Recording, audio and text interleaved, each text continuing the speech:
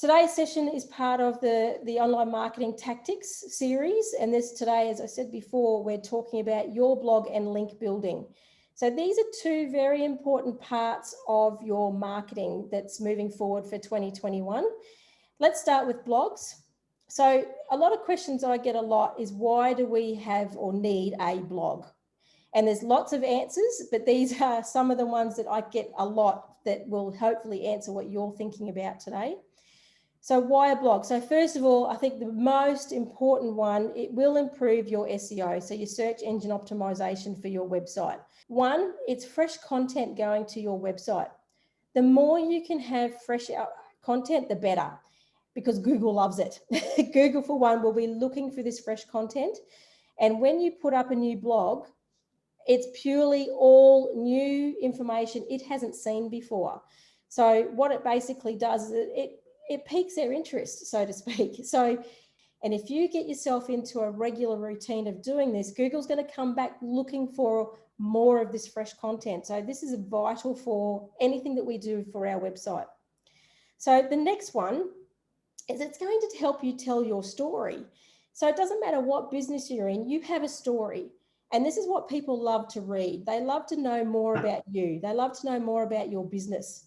So tell the story. It doesn't always have to be directly about a new product that you've got or what you offer. It could be something about your staff. It could be something about where you started from, your history. It could be anything, but it's telling your story. So people love to hear it and people want to see it. So, because if you've been around for many, many years, how many stories could you put around that is just phenomenal. So another big part of blogging. Next part is, it does build that trust. People like to see your interaction with what you're doing in your business, in your community. It looks for, or they look for, information about what you're portraying as part of your product. So they're seeing not just endless information about what you offer as a service or a product, but they're also seeing that human element behind it. So that is where it starts to build the trust. It's giving people information about what they should be knowing about your business. So really important. Then we move into, this hands down is another great one. Hands down, this is great, because what this is doing is giving you another social media post that you may not have had before. So by purely using the link from your blog off of your website and putting that into your Facebook post, for instance, it creates a preview from the photo that you use at the header of your blog and puts that as your post. So you could easily use that time and time again. And that's what I love about blogs too. There really isn't an end date, unless it's around an event or it's got dates included into it or you need to update it. You could repurpose this content multiple times and people will still come back and read it. So it's great for content in social media. Then we've got leader in your industry. So it doesn't matter what industry you're in, you're the expert. You know your industry, you know your product, obviously backwards and forwards. You know who you are, you know what this industry is all about. So you become this leader in your industry because you're giving people information about what you provide, but what the industry entails. So it could be something that you're giving a bit of education around. So maybe it's, as a topic off the top of my head, maybe it's around safety.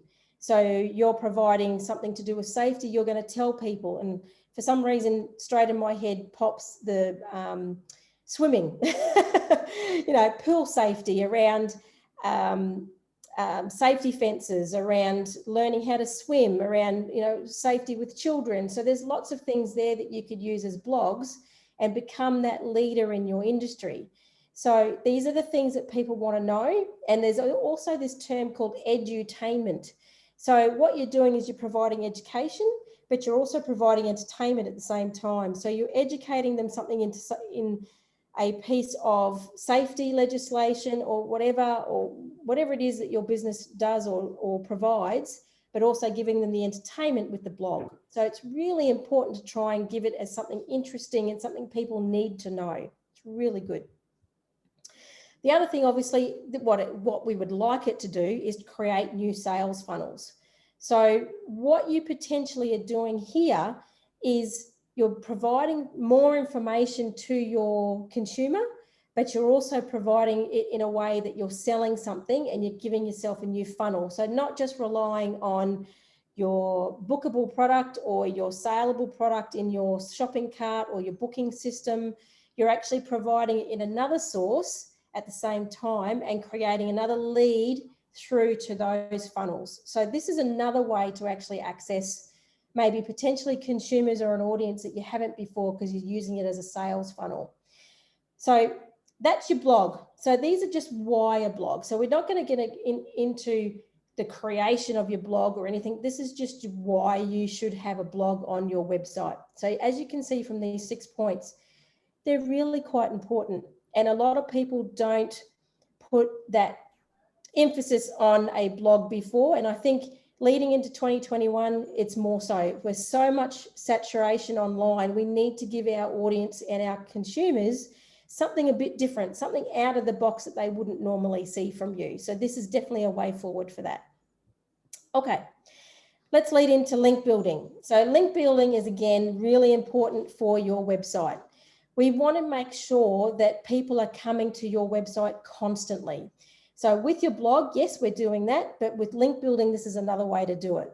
So why? Again, it improves your SEO, because when Google searches, it searches everything to do with your website. It searches the content you've written in it, plus it also searches the links that you've put into it, and vice versa for other websites linking to you. So really, really important that we do this for SEO purposes. From here, again, it builds that sense of trust. So I look at link building on your website going out, for instance, as look at it as a recommendation. So if you're building relationships with co-partners, with other businesses that you can potentially work with, this is building that trust between you and them for a start, but it's also building the trust from a consumer's perspective, because what you recommend on your website as a link out is a recommendation. So remember that. So only recommend or link to other sites that you feel that are your same standard as you, that you're offering, or that they're offering information to your consumer or audience that is of benefit for them. Because if it doesn't, they'll come back to you and go, hang on a second, you recommended this site and it's not what I was after, or it wasn't the experience that I wanted at the end of the day. So it's really important that you be finicky or picky with who you link to, as well as who links back to you. So be really, really, really careful with this part of link building. Of course, the only way you're going to get other businesses to link to you is that you need to ask. You might have people who already do it and they haven't asked you. That's okay, as long as when you check who has linked to you, that you would be happy for them to link to you. And if you're not, you've got every right to go back to them and say, look, I'm sorry, but you're linking to my site and it's not relevant, or it's not the same standard, or the information you're providing is not for what my consumer needs. So make sure you check these on your website as often as you can. Your Google tools will be able to do this for you. You can do a check on what comes in and what goes out. The other thing to think about with link building is check for broken links. Really important on your website, because as I was saying before, Google checks these. And if it checks and sees that there's a link broken, either way, coming in or out of your website, it does have a negative effect on your results for search. So just check these on a regular basis, make sure they're working, make sure that you've got the right information going out of your website as well as coming in. Of course, this is also really good with your link building. It's good for content creation. So when I'm talking content creation, I'm talking about your blog or your social media that you provide, anything like that. So this is really good to build on that extra work that you're already doing with your blog. So your content is being created at the same time by link building, which is fantastic. Saves you, two things into one. Reviews and mentions. Now here I'm talking about other influencers, other products, other businesses that are actually mentioning you and link building back. The big one these days is obviously the influencers. If you can get involved in any of them, then that's great, but make sure they suit your business. And that's probably another session on its own. But with your reviews and mentions, it's always another way to get that link building back into your website. So having others coming back into you that have a larger audience as well that Google will look at, okay? And then lastly, it is about quality, not quantity of these links. It used to be when we first started with websites and so forth that it used to be get as many links on your website as possible. Google cottoned onto that, obviously. And now they're looking at the quality of the links, not the fact that you've got 40 or 50 or 60. You might only have 10, for instance, on your website, but they're excellent quality links. So we're talking about those businesses that are relevant to yours. We're talking about those have got good traffic with their websites as well. The influencers, for instance, who have got good traffic, they're the ones that are the quality links. If you're a pool business, for instance, and you're linking to a pet minding service, there's not really any good connection there. So there's not really good relevance. So Google will look at that and go, hang on a second, is that link actually good quality or not? So they're very important to think about what you're doing in and out of your website with regards to the quality of these links. So very quick overview. So for you, these are the things that I would put into place to check first before you do blogging or link building. So first of all, with your blog, check your website. Can it actually hold a blog, or do you need to install another page onto your website to do it? So this might be a question for your web developer, but it's really important to have a separate section on your website. Don't rely on just a normal page, for instance, on your website. Look for a blog page that would need to be installed or added to your website. So that's the first thing. Second thing I would do is create a plan of blog topics and a time frame for these. Really, really important, because if you start saying I'm going to do one a month, then do one a month. If you want to do one a week, then do one a week. But do something that's within your means and within the resources that you have. You might even decide, let's just start with one every 2 months. And if you feel like you've got a good handle on that and you're confident with that, then you might move to monthly. But just be really aware that once you start, don't stop, because it'll have a lot of implications across the board with your website, for instance, with SEO and so forth. So really important. Create your first blog, of course. So write your first blog, share it to your social, and then, of course, ask for feedback. So really important that you do that. And then with your links, create a list of links that you would like in and out of your website if you haven't already done so. Contact those relevant businesses that you think would be great to start this link building process. And then, of course, incorporate those into the blog that you've written, your first one or your many ones after that, whatever the case may be.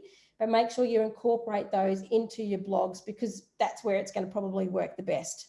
So really important. So there, some of the really highlight information around blogging and link building, and of course some action points for you to move away with. So what we'll do now is we'll move into the questions.